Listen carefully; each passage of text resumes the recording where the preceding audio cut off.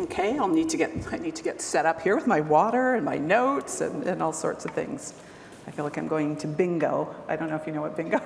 Maybe something a bit different. Bingo is something that's I'm going to say played in our communities. My mom used to love bingo, but with the women, when they come to bingo, they have all these, I'm going to say, kitsch things that they all just set up for good luck. They're dabbers and all these other things. So I feel like I've sort of, you know how we slowly become our parents or those who raise us. So I feel like I've slowly become my mother as I begin to set up for these talks. So anyway, Bojo, Ani, Janice Herdishnikas, Anishinabekwe, Chiging and Dojaba, Minowa, Tamagami, Anishinaabe, Musqueam, Akininda, Miigwech, Garna Ki, Minowa Garna Aniko Bugan, and then Minowa Garna Bimadzwen.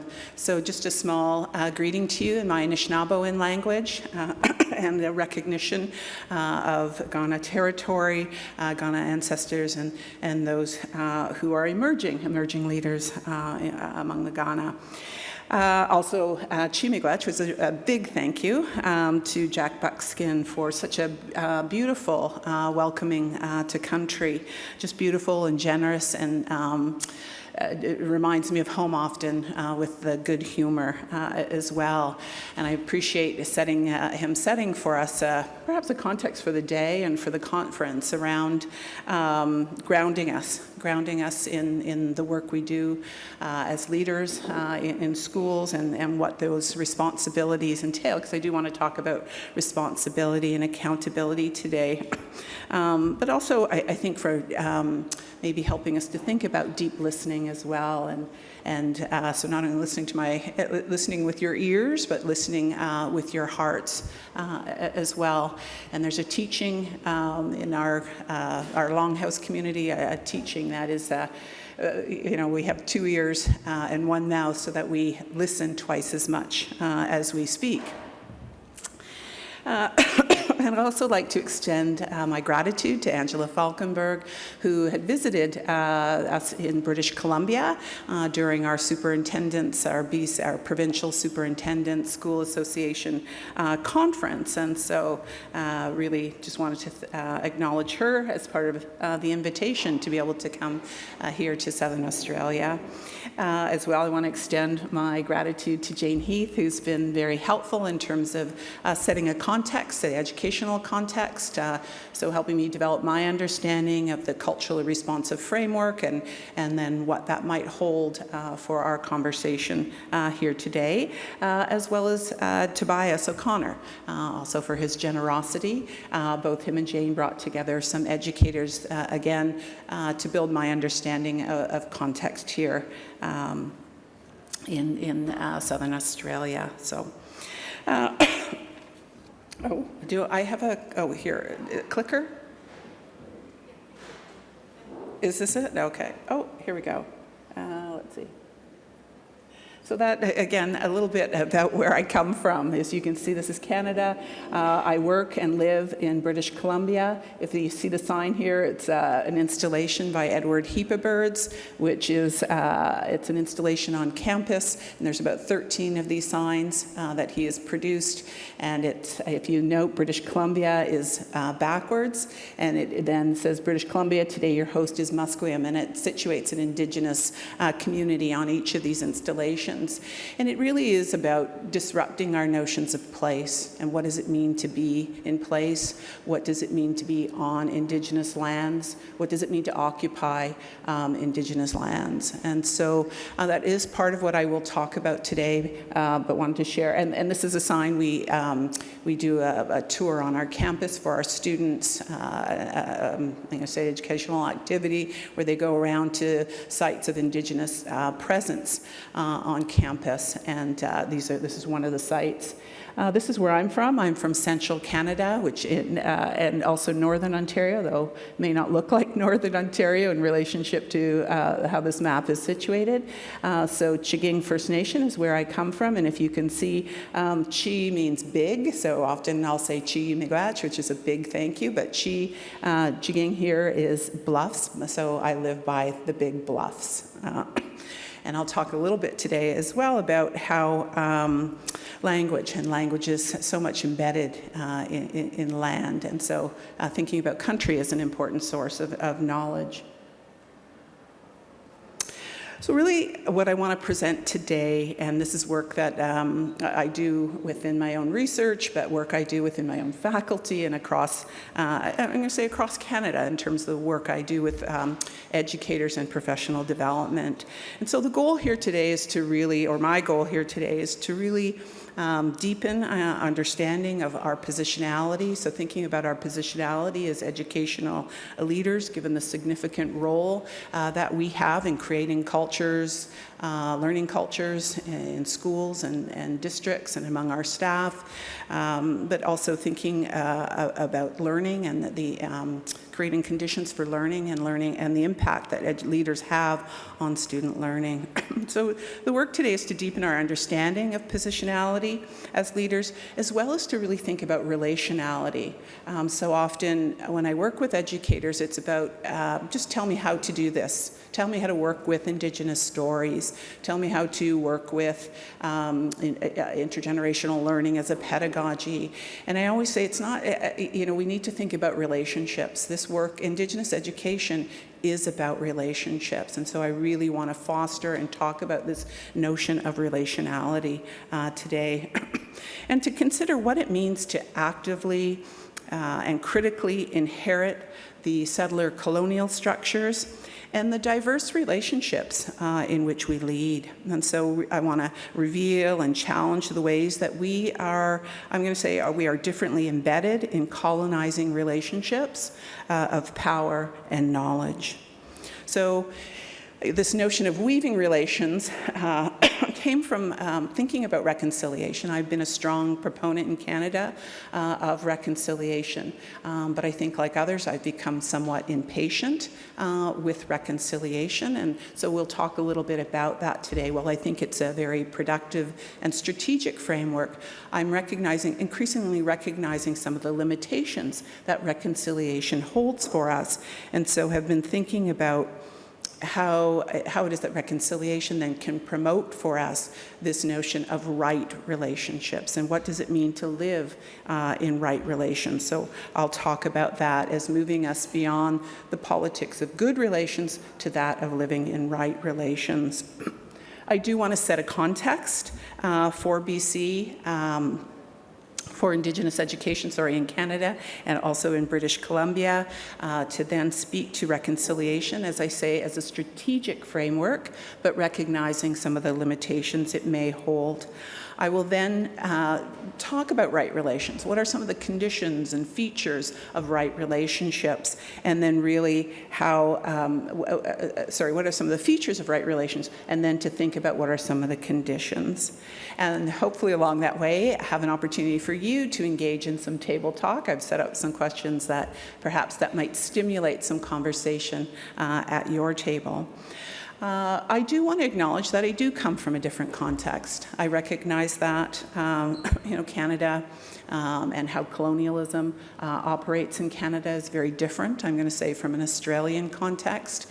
I recognize, though, that there are similarities in our history, in a colonial history, a settler colonial history, so I recognize that there are some overlaps. Thinking about reconciliation as an example, I think reconciliation was certainly a policy and a discourse happening here in Australia much before it happened in Canada, but certainly has unfolded in different ways. Recognizing the stolen generations as an impetus for the work of reconciliation, just as our history of child welfare removal in Canada and wanting to build knowledge and awareness of that has promoted the work of reconciliation. I also, in Canada, we work from processes or aspirational processes and of reconciliation, decolonization, and more recently indigenization. And so recognizing here, and this is, again, what I really appreciated about the opportunity to learn from other educators while visiting here, was how important the work of culturally responsiveness is. And so really understanding that in the context of what I want to then present today. So a little bit about the context here of Indigenous education in Canada. It's been mobilized by many policy directives. I'm going to say probably very similar to your Australian context. So really driving the work. There's been the work of the Association of Canadian Deans of Education, who inspired a national accord on Indigenous education, which really had an impact, I'm going to say, on teacher education, which then led to required instruction, in that all teachers are expected to take up Indigenous education within their coursework in the practice of becoming a teacher. That's an accord that is now being revised in light of Canada's Truth and Reconciliation Commission, as well as the implementation of the United Nations Declaration on the Rights of Indigenous Peoples, as well as the national inquiry into Canada's murdered and missing Indigenous women. And then, of course, we have Canada's Truth and Reconciliation Commission, which then produced 94 calls to action. And these 94 calls to action have implications, I'm going to say, for all sectors of our society. I think about the work of law, social work, early childhood, education, private businesses, public government, corporations. And so it's been, I'm going to say it's been a very influential framework in stimulating and motivating reconciliation in Canada. We also have, unique to the British Columbia context, is the United Nations Declaration on the Rights of Indigenous People, which is now being implemented through a mechanism and an act. So in British Columbia, we have the Declaration of the Rights of Indigenous Peoples Act and an action plan as well. So I'll share a little bit about that later. And then, of course, treaties and treaty rights. So I'm going to say a large portion of Eastern Canada has entered into treaties, and so treaty agreements then guide responsibilities. In British Columbia, there are only really a few treaties in that province. Like here in Australia, we are seeing changing standards for the profession. In 2 of our 10 provinces, we now have professional standards. So I'm going to say it's a very uneven kind of movement within the professionalization of education.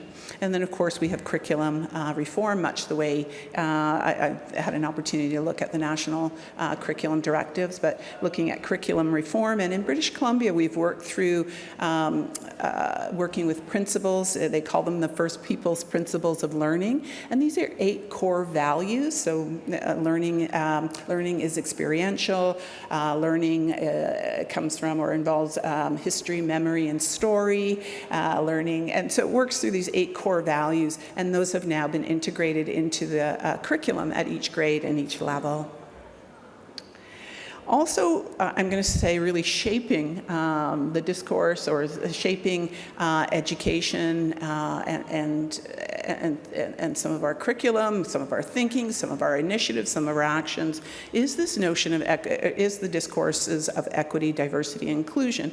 And thank you both Jane and Rosie for setting a context of equity as being part of the educational shaping education here in Australia as well.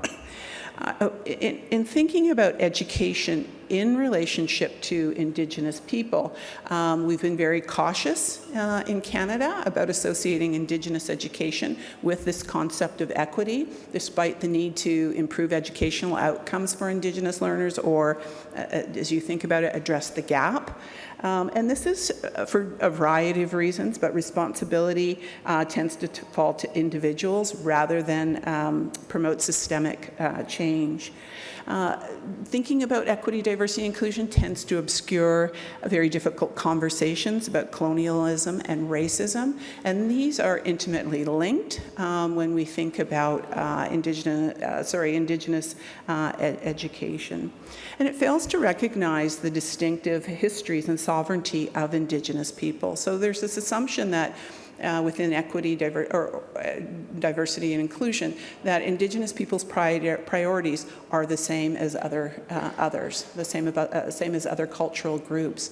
And Indigenous people reject that notion, just as they do reject multiculturalism. They do not want to have their rights, their priorities, their histories for that matter, subsumed into that of other peoples. They recognize themselves as having a distinct relationship in Canada on a government or a nation-to-nation basis. So equity, diversity, and inclusion, they feel, tends to overstep, if you will, their priorities and their rights.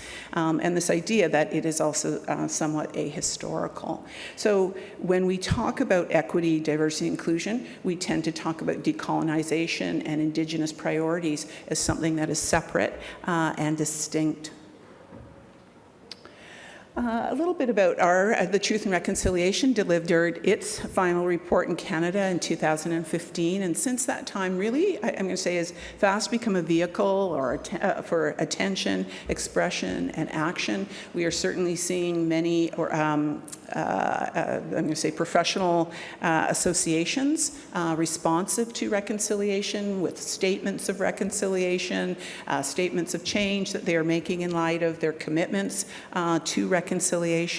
The calls to action look at developing resources and materials for educators, inclusion of Indigenous knowledges, Indigenous ways of knowing, professional development. So it has a set of directions specific, or actions specific to education. And I think what I had at the time when the Truth and Reconciliation Commission was working its way across Canada, what I really appreciated, I think, and really drew me into the work as an educator, a leader, and a research, were two features of the TRC approach. And one was of storytelling. So they had national events across Canada. And storytelling was really an important feature of that, in that it brought out the stories of survivors and intergenerational survivors, those impacted by Canada's child welfare removal, that of the history of mission schools, boarding schools, or residential schools, which in Canada was a 100-year history. And so stories of the legacy and the impact of that history. And then the other key piece was this notion of witnessing. Now, witnessing is a cultural practice. It's one of how knowledge is transmitted across the generations. There are various practices and protocols, that is, systematic ways of working with the practice of witnessing. And so witnessing involved settler and allies hearing these stories and then sharing what they've learned from these stories, what were the impact of these stories, hearing from different people. There were very high-ranking people, government officials, well-known people, educators, and even children who took part in that process of listening. Some of the research that I've been doing has been in how educators are responding then to reconciliation in their practice, whether in K-12 or in teacher education. And what I'm learning from this research, and some of the ongoing work that I've been doing in this context of professional practice and reconciliation, is that reconciliation is really, I'm going to say, diversely understood by educators. And as a result of being very diversely understood by educators, it's taken up very differently in different kinds of ways. So it's created, I'm going to say, a kind of unevenness in terms of the response. The focus tends to be on the history of residential schooling, or the history perhaps in Australia would be the history of the stolen generations.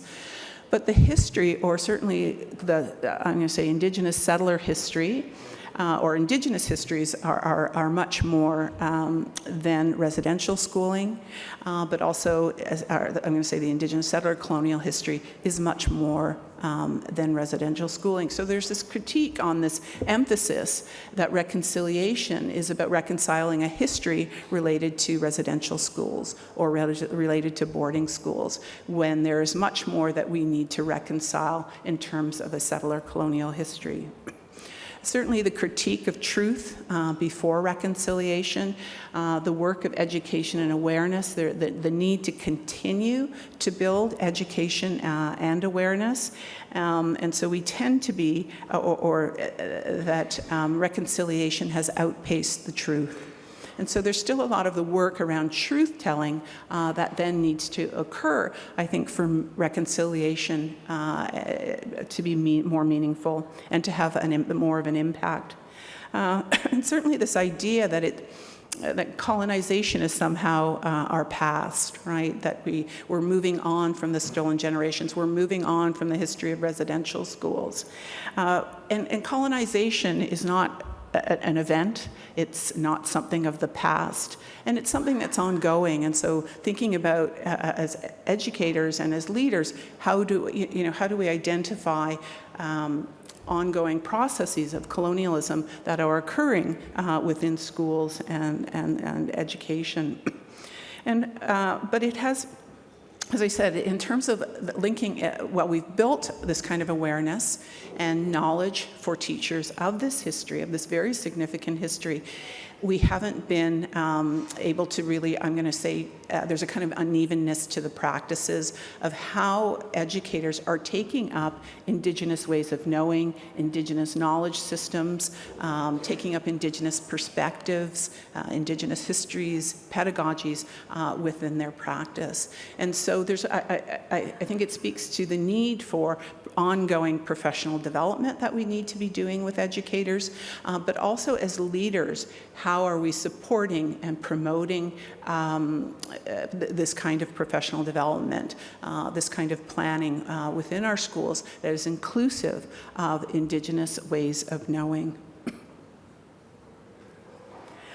I think one of the really significant directives to come out of the 94 calls to action was that UNDRIP serve as a framework for reconciliation. So looking at, one of the directives here call on the federal governments to implement the United Nations Declaration of the Rights of Indigenous People and to develop plans and strategies and other concrete measures for the implementation of UNDRIP.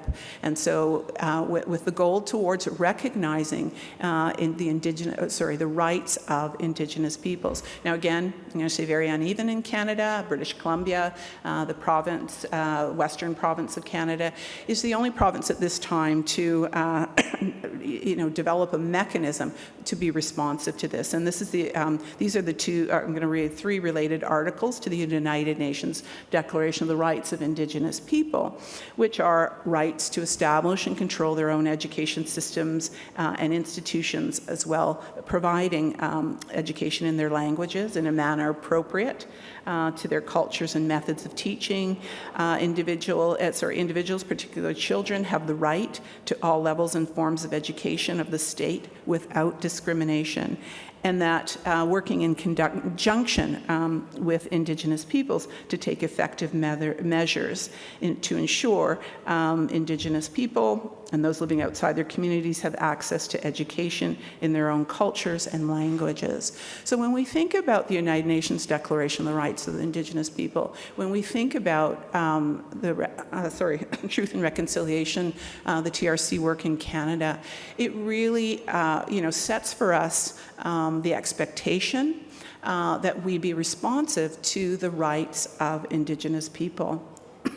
Now in Canada, they've laid out, in British Columbia, there is, as I talked about, the Declaration Act, and so it's an act that contains 89 articles, and these are just a few that I wanted to share because they're not just related to Indigenous education in Indigenous communities. It is about also relevant to the work of public education and the responsibilities of public education then to be responsive to Indigenous people's rights and aspirations as it concerns the education of their own children.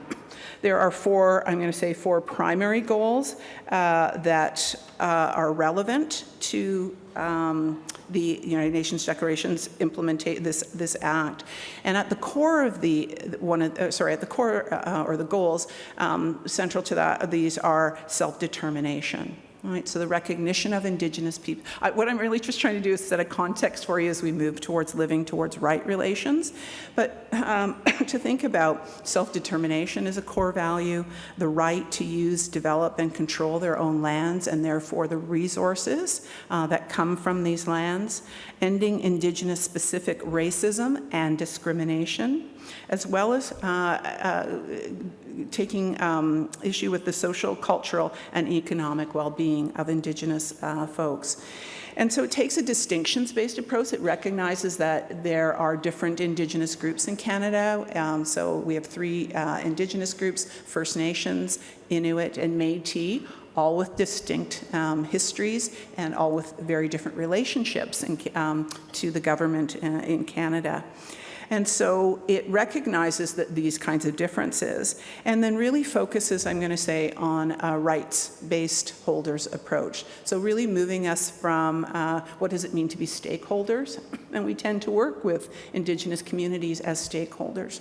And so they're really moving beyond stakeholders to really think about Indigenous people as rights holders so that they are part of decision-making in relationship to Indigenous priorities in education.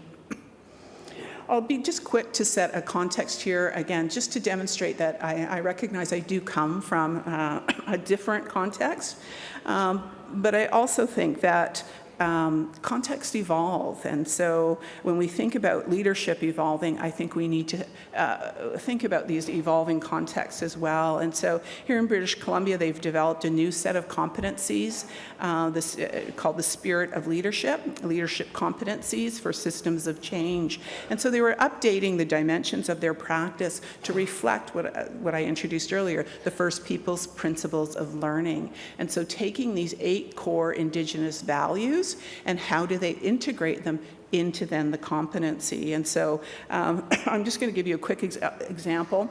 I feel like I've broken all the rules of PowerPoint here by just filling up the slide as much as I could. But these are the 5 competencies that have been developed. So stewardship for the future. I'm not going to go through all of them. I'm just going to share the first one. But stewardship for the future of all children. So that the quality of education for all children and for the future education empowers, and the courage to create a future that is inclusive, just, and sustainable. And so they work through each of these competencies. Each of these competencies are tended to tell a story, if you will, so really building on this notion of a storytelling.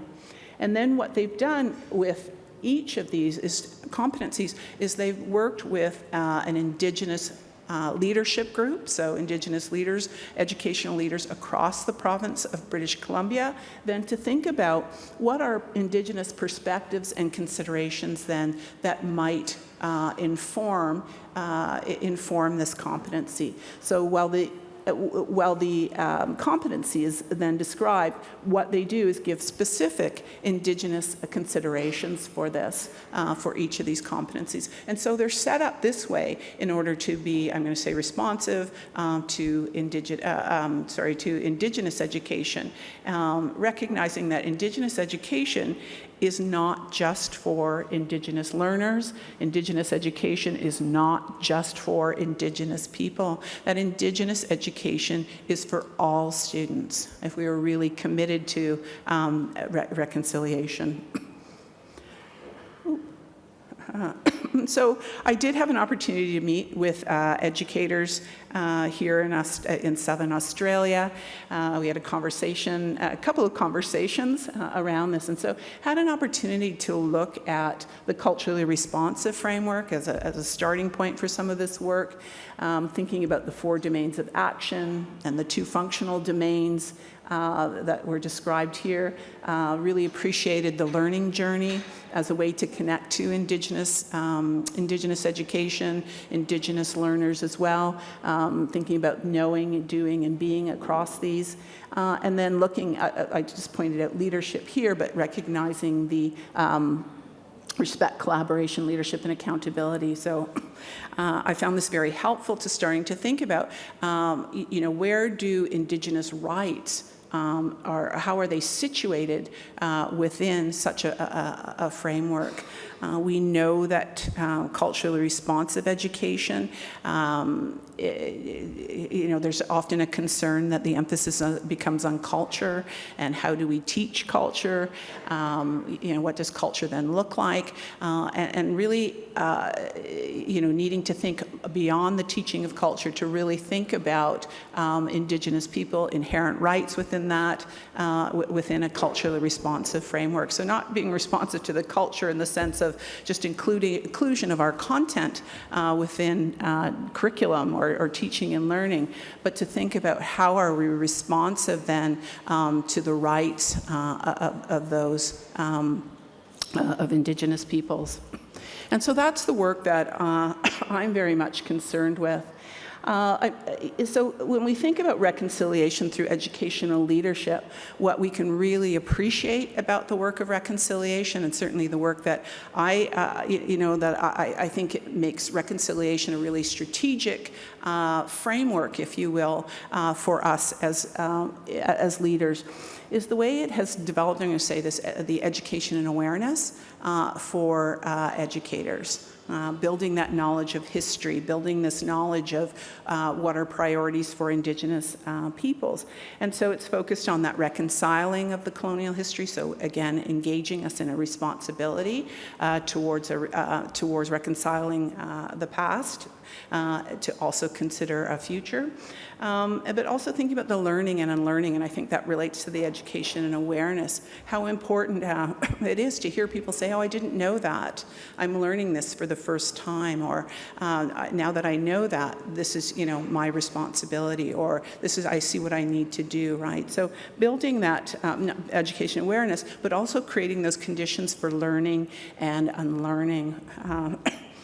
And I think one of the challenges, though, in thinking about reconciliation as a framework for us as leaders is, and this is, I certainly see this among educators as we talk about colonization, and and people thinking that this is something of, as I say, of the past, but it's really helping.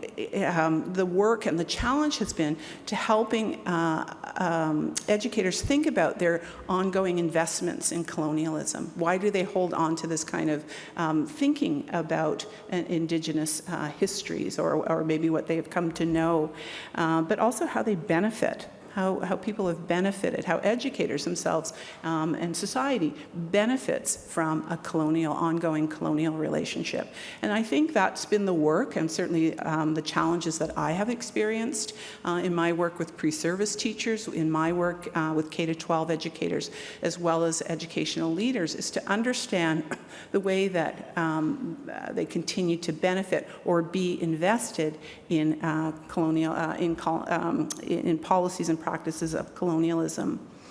Also, that the thinking about reconciliation, and again, thinking about when we talk about the limitations of reconciliation, is the role of anti-racism and decolonization in reconciliation. Again, something that reconciliation tends to, I'm going to say, sidestep, tends to overlook.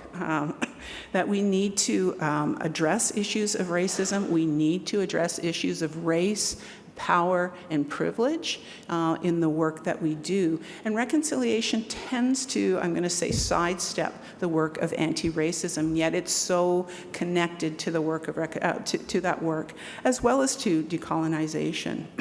And I think as a result, what we create, or what we tend to read or hear about and learn about when we're talking about reconciliation, is this emphasis on the politics of good relations.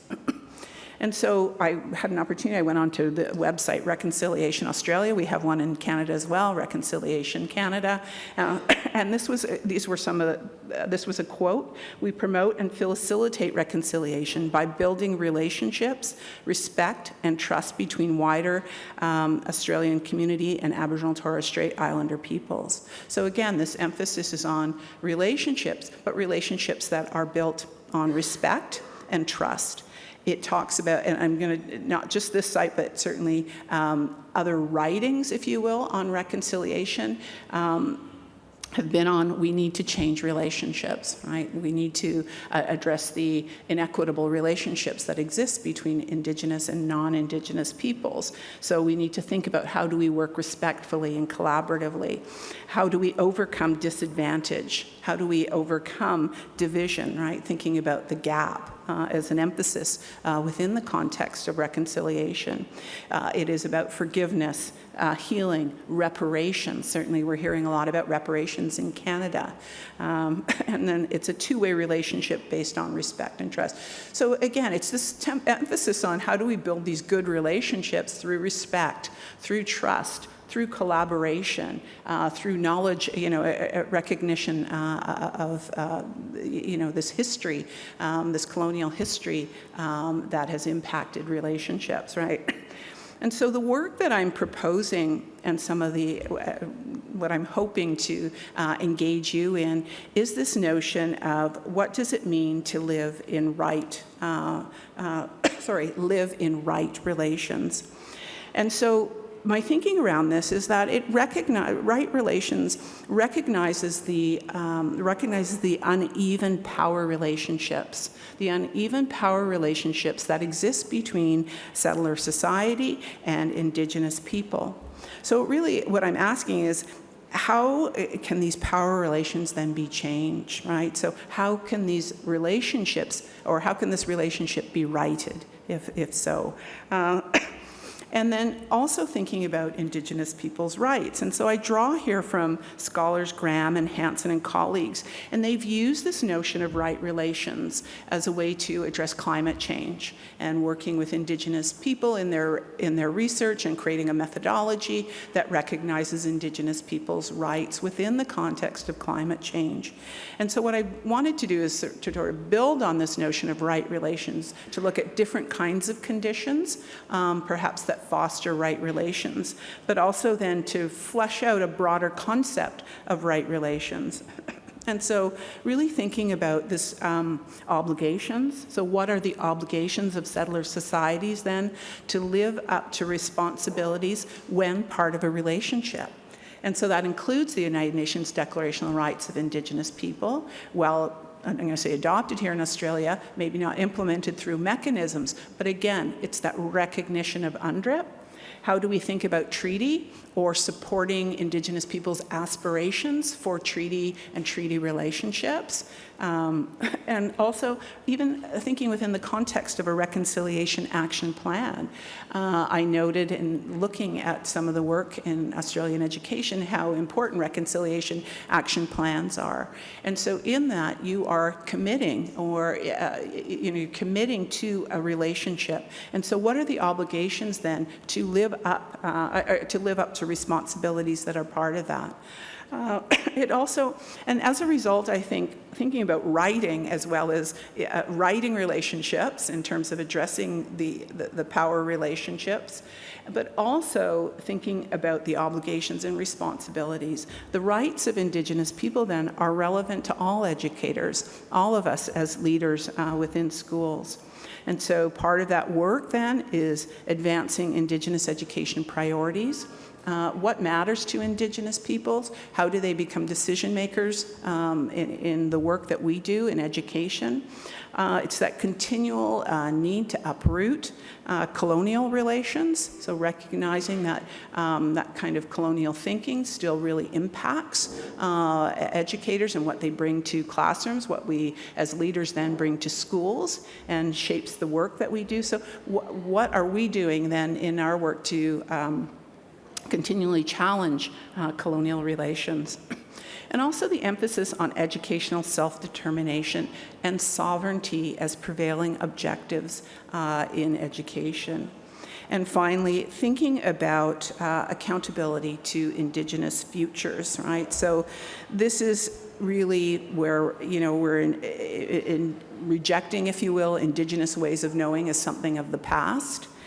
To really thinking about changing Indigenous realities and those of the future generations. And so, how are we, I think it requires different frames and conceptualizations for Indigenous futures. So in thinking about this living in right relations, what I was hoping maybe you could do is just spend a few minutes at your table, and I just wanted to spark some conversation in terms of this good relations to right relations, but reflecting on leadership within a culturally responsive framework. In what ways do characteristics of right relations have meaning, expression, or relevance? And then, are there areas where right relations could be enhanced within the framework? You don't have to answer these questions, even if you just want to start talking about this notion of right relations, what might be helpful about it, what might be a bit challenging about it, what might be you might think is somewhat problematic about it, but just wanted to invite a conversation about this. So then I think it will shape the next part of the presentation, which is around conditions for right relations. So I'm going to give maybe about 4 minutes. Okay, 1 minute? No. Okay, no, just kidding. So give it about 4 or 5 minutes at each for you to share.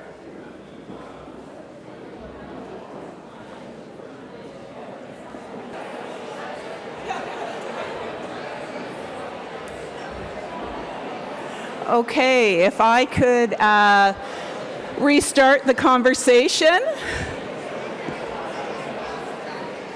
I know some people use this time to get up and get a coffee, so. I just would like to maybe turn to a table and maybe a comment or reflection in their conversations. Is there any table that might like to share? A comment, reflection, thought? Oh, over here.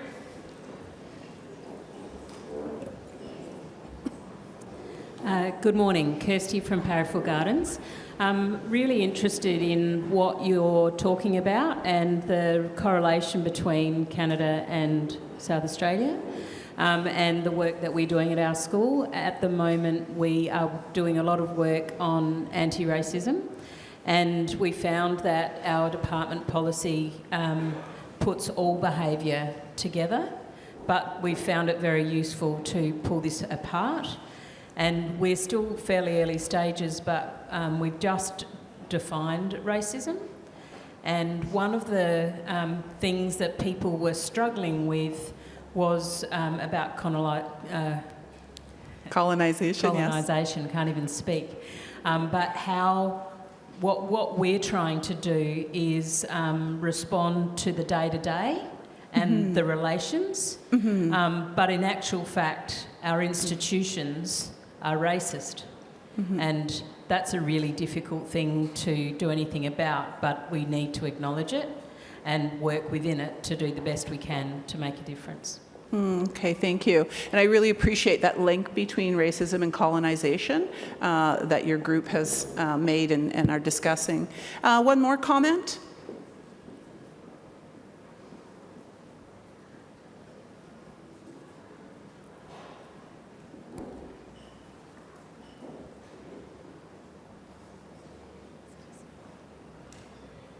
Hello, and thanks for that introduction. We were talking about the challenges of ensuring that we are bringing our Indigenous people into the conversations, particularly around what we teach and how we teach, and not being over-reliant on our Aboriginal staff members to ensure that that's happening. Okay, great, thank you. And I think that kind of engagement with Indigenous people is such an important place to be thinking about the work of self-determination and building that kind of capacity, but also that kind of engagement that moves us towards this right relations. So thinking about this, when I think about accountability, this notion of accountability to right relations through educational leadership, some of what's come up in conversations, I'm going to say that I had an opportunity to have with educators at a master's class, in conversation with others. We had a Friday evening discussion and chat about what's happening in community, but also thinking about some of our, some of the experiences of our educational leadership in the context where I am, is and these are the kinds of questions maybe to think about asking yourselves and asking those you work with as we think about right relations. So how comfortable are you with putting aside your own priorities for that of Indigenous priorities? And we had a really interesting conversation. I won't give conversation examples for all of these, but it was really interesting even to talk about success and how success being, educators were and leaders were saying, I feel so driven by data structures, data expectations, the plan one, or the one plan, or the plan one conversation, and then thinking about, well, who am I accountable to? Am I even accountable to, I'm being accountable to education systems, but am I being accountable to Indigenous learners and communities in some of this? So when we think about success, what success means, we often think, well, success is about educational success. And for Indigenous learners, and I'm going to say Indigenous families and communities, success is not only Indigenous families and communities want their children to be successful in school, but not at the expense of their cultures, their languages, their identities. Right? So success to them means, what does it mean to be able to contribute to your nation, your family, your community? And so we often need to think about success very differently. I work in post-secondary institution, I work with Indigenous graduate students, and I have faculty say to me, well, we're preparing them to be PhDs. How come they're not writing their papers? How come they're not applying for jobs at universities? And because these are students who are concerned about the well-being, the economic, the educational, the social, health, and well-being of their Indigenous communities. And that's why they're doing these PhDs. And so, again, very different orientations to what that means. And so, are you able as educators to be able to know when to, I'm going to say, read that room, to be able to say, how am I giving priority to Indigenous matters? How are Indigenous people part of decision making? How are they at the tables when there is planning around curriculum that needs to be done, decisions about school policy? And so where do they participate in decision making? In what structures are they involved in so that they are, I'm going to say, effective agents in the creation of their own world? And how does curriculum reflect the aspirations of family and community? How do school and district staff learn from Indigenous knowledge keepers or leadership? So how do we promote and support that kind of professional development that then engages Indigenous people? What school and district policies reflect input from Indigenous people? And if it's not there, why is that? And what structures and mechanisms do we need to create? And then what do you do in your personal and professional spheres of influence to uphold and protect Indigenous people's rights? So these are some points that came out of the conversation. They may reflect yours conversations, as well as maybe you have other comments as well, to think about this notion of responsibility to Indigenous people's self-determination, accountability to Indigenous people's rights, and what are the responsibilities we hold. So I want to work through what are the practices then for living in right relations. I'm going to work through land education, as I think we need to start with the land, talk about a little bit about relationality, and then finally building capacity for Indigenous leadership. And again, I've got a few talking moments here. And so I want to talk about land education and thinking about land education is something I'm going to say a little distinct, if you will, from place-based when we think about place-based learning. Colonization and colonialism is about the land, and so settler ideologies of land work to the detriment of Indigenous people, and we see that in Indigenous erasures of Indigenous cultures and languages, which are so embedded in the land. We see this in the myths of Terra Nullis, which assumes that there were nobody was here when Europeans then arrived. I had a wonderful opportunity to read the Dark Emu, a truer history.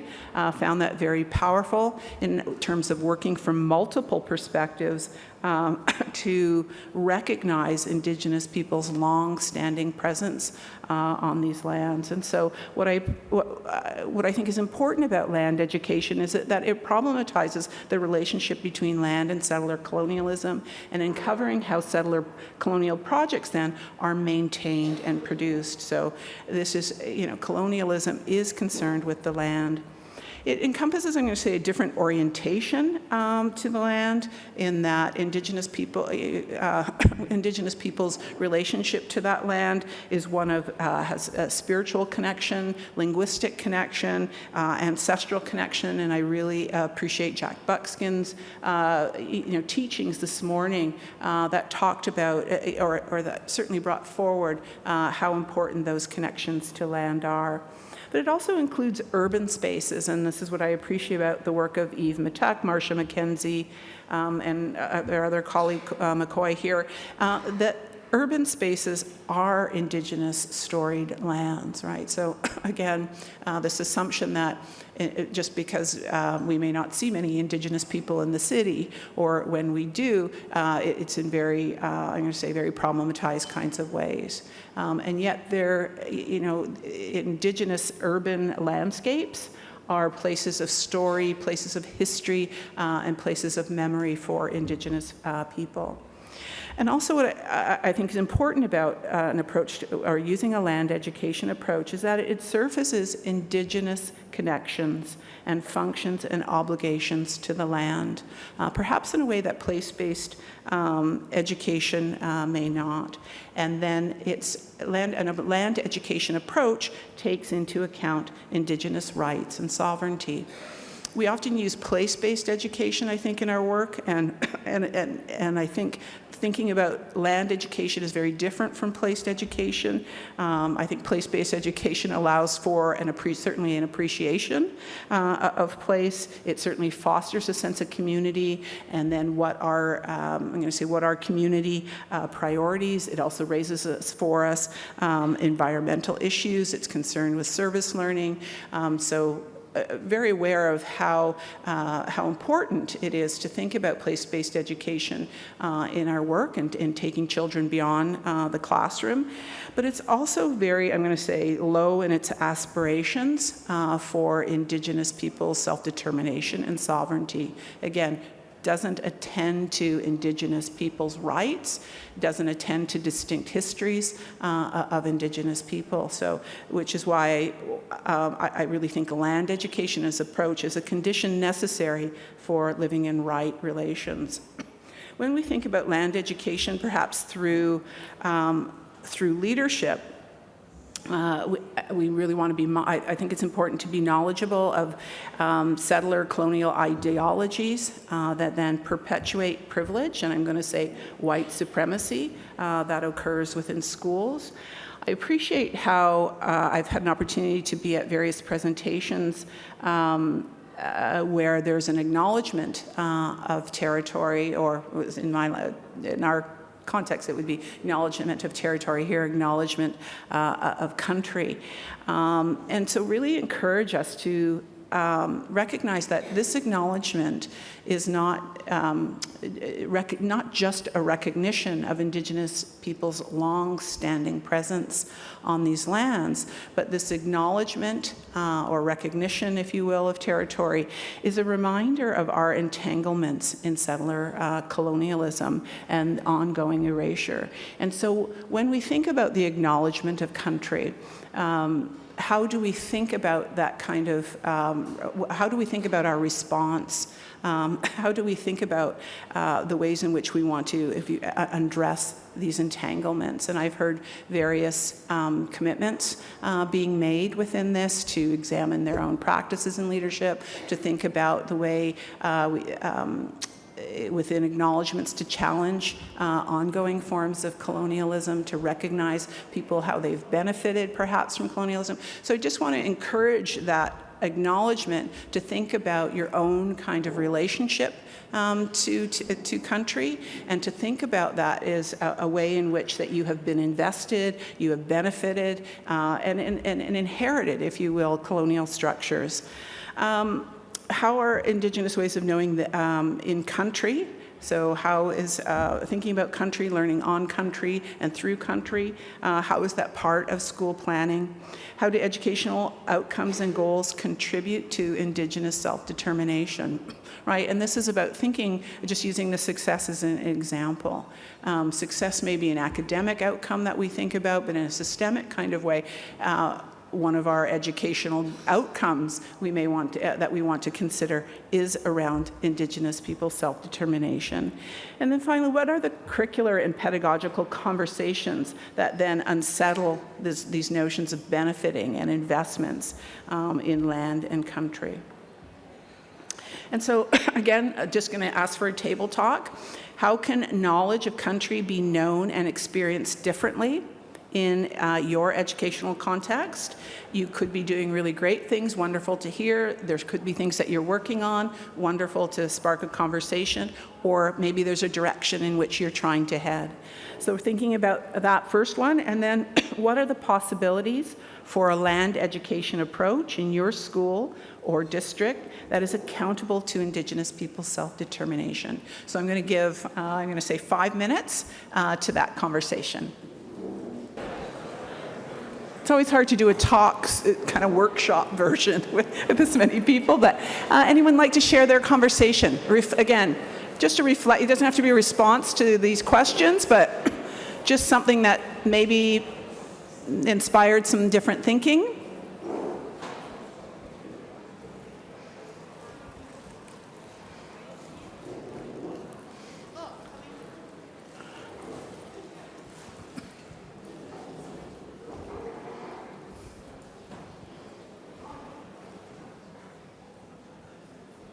Thank you. Just briefly, we were talking about how we can look at our outdoor spaces at school and how we can bring those much more into the learning space for students and what that might look like. Now, that's going to be quite a journey for us to make sure we include all the perspectives that need to be included in that, but that's certainly something that we will take away from this session. And I really appreciate your comment that this is a big step, for people to be taking. When we think about learning on country and learning through country, it's not just, as you say, it's not a matter of let's just go outside and let's have this, some experience. And I do hear people say, oh, we are doing Indigenous land-based learning. We're being outside. There's actually a lot of thought, I think, and planning that needs to go into the work of learning on country and through country, whether forming the relationships, what perspectives need and can be included, what knowledge can then be shared, and who will help us with that work. So I really appreciate that comment that this is a journey and one that you're thinking about, so it's good. Any other table? How about this table here? Everybody's like, no.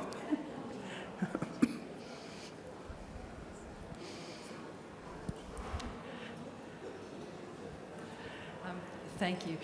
Really wonderful conversations this morning that sort of made us stop and take another look at what we're doing, and the conversations around the leadership of the knowing, doing, and being and embedding some of this in a meaningful way. We had a conversation about the fact we work in human systems, and the right relationships are just so important. Mm-hmm. So some of our work also has made us stop and reflect a bit more about making sure we're capturing the aspirations, those really positive, meaningful work. And I think I'll pass to you for one more.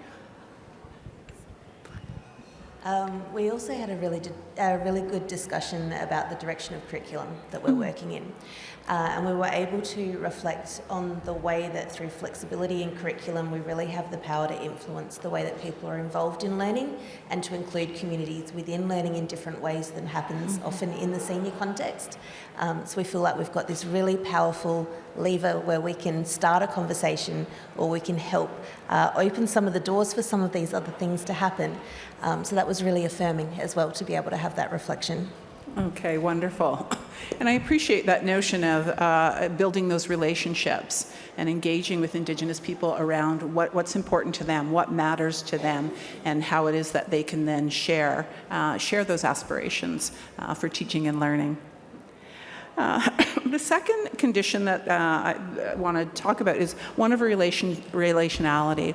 Relationship is central to Indigenous worldviews. Indigenous people see themselves in relationship to one another, in relationship to the land, in relationship to the ancestors, in relationship to a past, a present, and a future. So building relationships, how we build relationships is really important when we think about, I want to engage in the work of living in right relations. And I think part of that is we need to be able to build those relationships with Indigenous people and Indigenous place. So this notion of relationality assumes a broad set of relationships. To land, to people, to place, to perspective, to knowledges. Or to Indigenous knowledges. And different histories, the different histories that we have all experienced, have certainly, they put us in relationship to one another. And so really want to think about, or really want to emphasize within this work that learning to build relationships is so critical to the work of Indigenous education. And doing so with that deep listening, like listening from the heart, and doing so with humility, like recognizing that there are things that we just don't know, and that's okay. I know myself often when I visit Indigenous communities in the work that I do both through professional development but also through research is understanding what it means to be in that place. Are there people that I need to recognize? Is there what's appropriate in terms of a land acknowledgement? What are the protocols to knowledge within this place? Learning a lot about that through, so just an example, I was visiting a community in northern BC, and I was doing some research on Indigenous early childhood and understanding what were practices that they were engaging in. So that's some of my work is concerned with the social practices of literacy in early learning settings.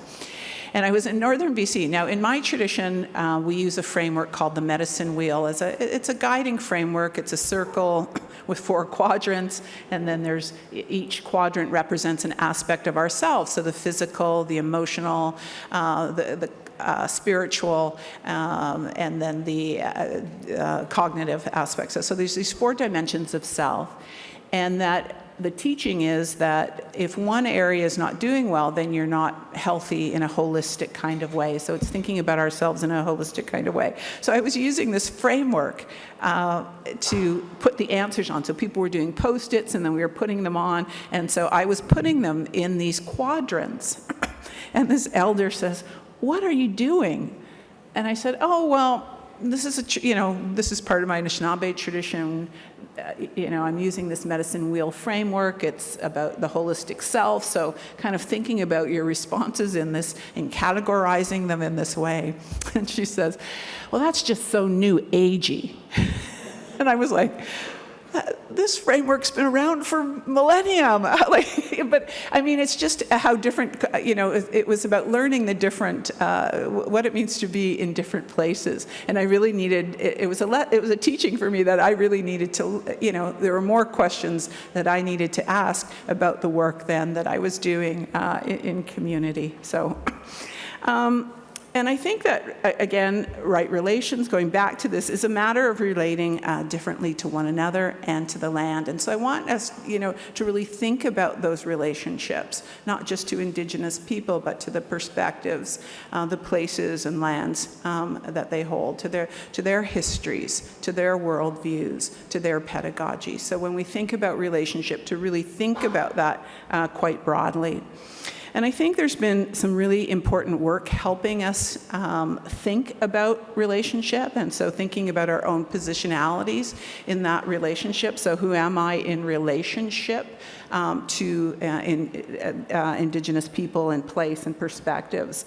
And I think that's an important part of the work of educators and leaders, is to really examine the self, and so really understand our own histories. So much, again, educators saying, well, teach us, how to do this, or tell us about this. And we need to understand ourselves. We need to understand ourselves, our own histories, our own, how those histories then shape our beliefs, how those histories then shape our values, right? So we need to understand ourselves first before we can really teach, if you think about teaching about Indigenous people. And so I think this critical pedagogy of interrogating and exploring ourselves in relationship to Indigenous people, looking at our assumptions and our values, is really important to this work, because we're socialized, if you will. We're socialized into colonial thinking and into colonial society, right? So what we come to know through social media, through literature, through the stories that we're told within our own families.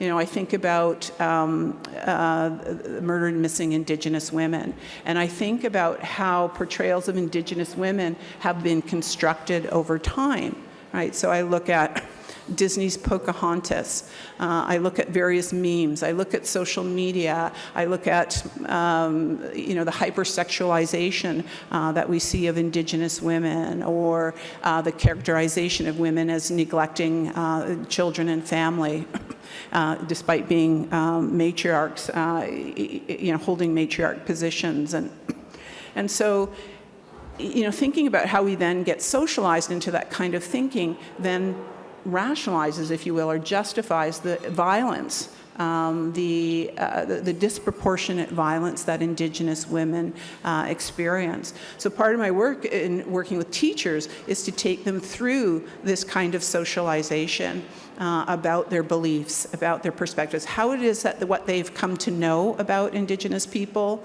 or history or pedagogies, what have they come to know, what has shaped their thinking over time, who's helped by that thinking, who's hurt by that thinking, who benefits from that kind of thinking, right? So really asking those critical kinds of questions. And then we had a conversation earlier, I think, that came out of one of the tables, but thinking about how racism and colonialism operate together for Indigenous people. So I really appreciated at this table, as you were thinking about addressing racism and anti-racism, that when we think about Indigenous-specific racism, that we need to be thinking about the context of colonialism in anti-Indigenous racism.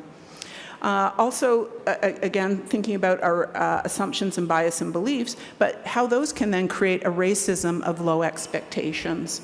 And this is often what we see for Aboriginal learners, who then get streamed into certain kinds of programming, who then experience assessments, I'm going to say in a different kind of way, with very different outcomes in comparison to their non-Indigenous counterparts. And so we see evidence of this low expectations, and then racism of low expectations, and the impact, the consequences, the serious consequences that this has for Indigenous learners. And so really want you to think about your relationship as an educator, as well as your own settler identity, to that of Indigenous histories, identities, and current realities in this work of kind of that exploration of self, and looking at how perhaps what has shaped your thinking, and how has that been constructed over time, and then how does that impact on your practice as a leader? I mean, have you come to see Indigenous people as not contributing to their family education? I hear that so often. They don't care about their children's learning. They don't come into schools, therefore they don't care. and yet fail to recognize a whole cultural context that may be existing for Indigenous people, right? Or for this Indigenous family member, and maybe contributing in other kinds of ways. What does parental involvement maybe look like, or look differently like in an Indigenous context, right? So it's really looking at the way these ideas shape our practice. And I've come to really appreciate the work of Susan Dion. Susan Dion is a Lenape Indigenous scholar at York University in Toronto, and she proposes this notion of the perfect stranger.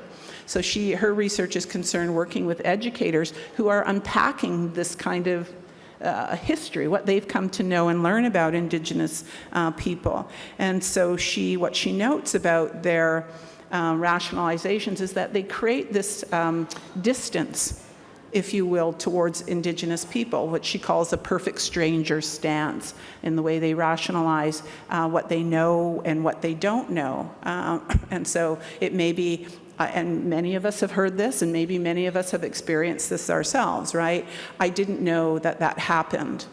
I didn't know that history, so therefore I'm not responsible. I wasn't aware. This is one I often hear from very young teacher candidates. I wasn't born here. I wasn't even born then. Therefore, I'm not responsible, right? And so she talks about these, I didn't live in this country. I came in, 1970 something, right? And so she talks about the rationalizations that educators create that alleviate themselves of guilt, alleviate themselves of responsibility in terms of how they position themselves in relationship to Indigenous people. And so this is a very problematic kind of stance. And we may have heard many of these kinds of comments in our own work. We may have even thought some of these ourselves. I'm mindful of time. So mission schools were, mission schools existed, but they were in the past, and people should get over it. I don't know how many times I've heard that. It's in the residential schools were in the past. Why can't Indigenous people just move on, right? Indigenous ways of knowing are too simplistic and limited. So therefore, it's, this is an add-on. We can do this as an add-on. We'll make some dream catchers on June 21st, which is Aboriginal Peoples' Day. So really treating Indigenous knowledge as something reductive rather than a really complex system of knowledge with its own epistemologies, its own ontologies, and so as a viable way of knowing. Indigenous education is only important if I teach Indigenous learners, or we give Indigenous learners every opportunity. If they don't want to come to school, there's nothing we can do. Right? So these are the kinds of stances that I'm going to say, that I hear often in the work that I do with educators. And then we talk through where some of these ideas are then come from, and then unpacking some of these ideas. And so, but I'm mindful of time, but we would have done a turn and talk to learn about which of these assumptions have you heard or experienced in your schools. And I'm going to say each time we have these conversations with educators, I learn more and more perfect stranger stances that educators and leaders then also hold in their work. And then I would have, we could have talked about what is your response. So I think this work is really important in when we work with educators, when we work with our communities, to help people to unpack these. And I think that's a skill in itself. When we think about decolonization, when we think about reconciliation, when we think about anti-racism, how are we helping people unpack these kinds of comments? Often myself, I will say, people will say, "You're a dean? We've never heard, we've never known an Indigenous dean," right? And I'll say, "Oh, okay, let's talk about that for a moment." Or I have people say, "Indigenous or not, they should know how to do this." And I'll say, well, first sometimes I have to say, "Are you all right?" Sometimes that's my initial response. But I have to stop and say, in conversations, I need to take a pause, right? Sometimes even myself, there's a lot going on. Sometimes the emotions can be really high. Sometimes it's the number of people in a room. Sometimes it's the nature of the comment. And sometimes I just have to say, we need to take a pause on that. And we need to think about that comment And we need to think about where that comment comes from. And we need to think about who's hurt by such a comment.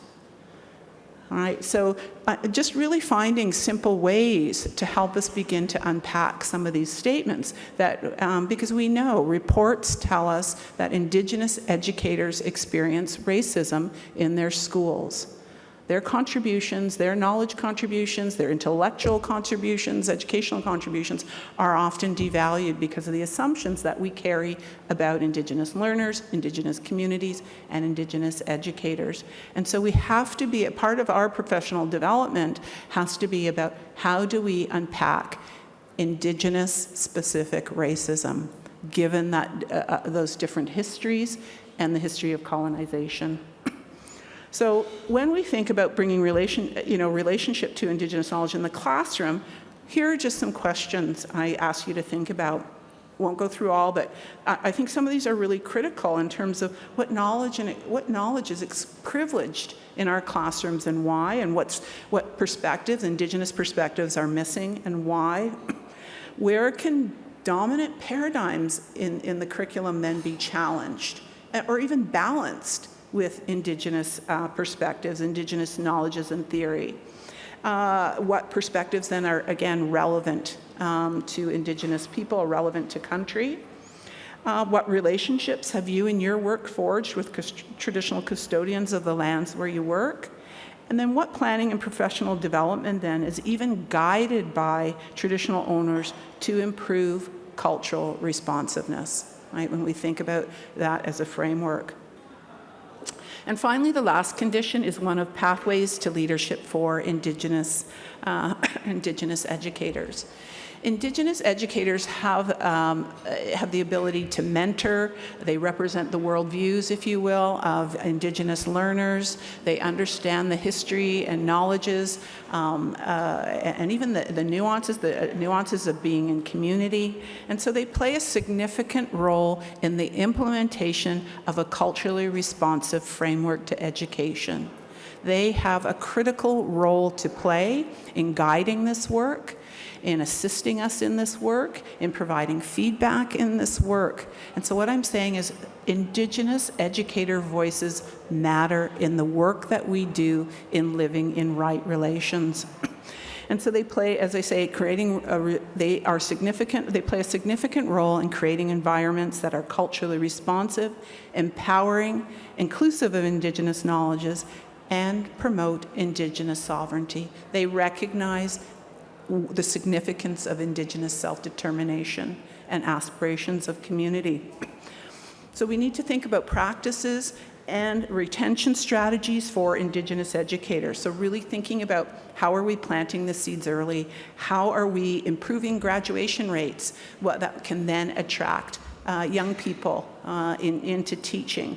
What kinds of mentorship are we producing? So we really work in our programming to bring Indigenous teachers to young Indigenous students to learn about what they do in education. So our Indigenous teacher education program at UBC is a pathway from high school. And so we do a lot of work with community. We are looking now at traditional and versus non-traditional kinds of pathways, trying to create laddering, trying to create certificates, trying to create micro kinds of credentials, moving from educational assistants to teachers and then teachers through to the masters. So really creating that pathway to leadership. So higher degree, what they call higher degree pathways here, but really trying to move people, recruit into this profession. I think partnerships with Indigenous communities are vital to the work of recruiting Indigenous teachers and building those relationships. And finally, I want to say funding.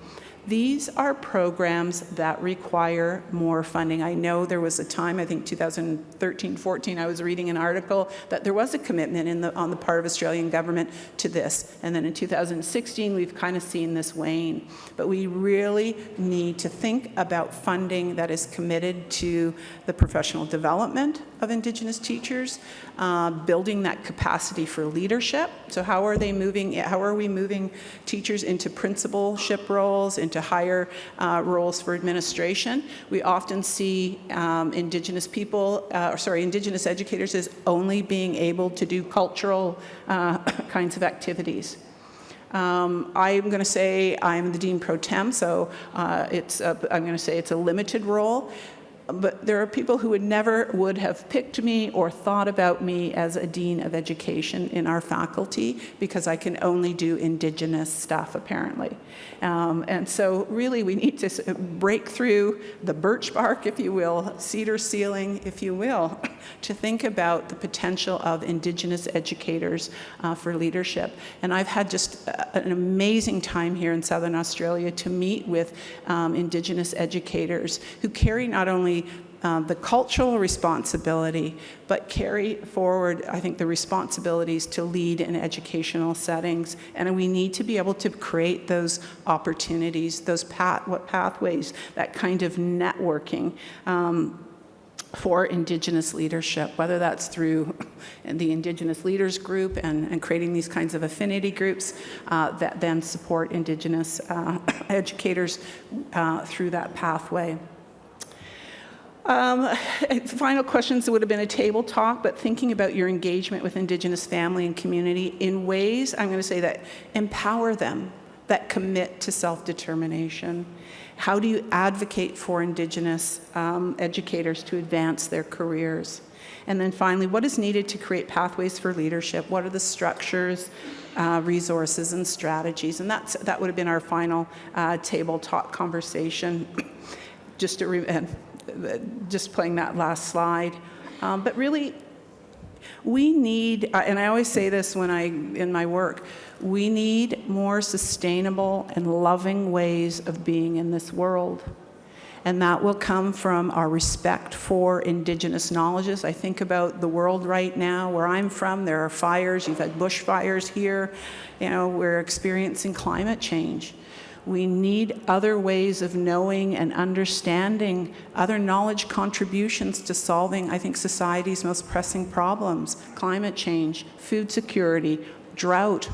And Indigenous knowledges can contribute to that. So we need to be developing respect for Indigenous knowledges, and that will come through recognition of Indigenous rights. That is the recognition of Indigenous people to be effective agents in the creation of their own worlds. And that is I see as educators, that is what I see as our responsibility within the work of reconciliation, but also within the work of right relations. So I want to say miigwech, which is thank you for giving me the time today to share some of my own thinking and some of my own research. Miigwech, thank you.